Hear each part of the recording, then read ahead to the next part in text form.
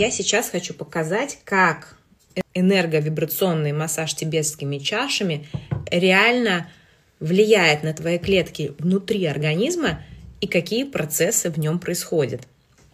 Как известно, наша клетка состоит 80% из воды. Похожий процесс запускается в твоем организме. Только посмотри, вода сама буквально начинает вибрировать и, как следствие, перезапускает новые процессы регенерации, улучшения лимфооттока.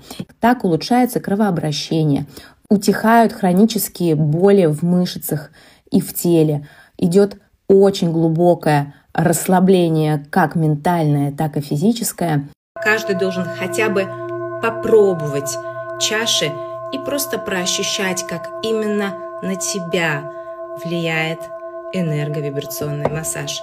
Пиши чаши, и я вышлю тебе детали, как попасть ко мне на сеанс.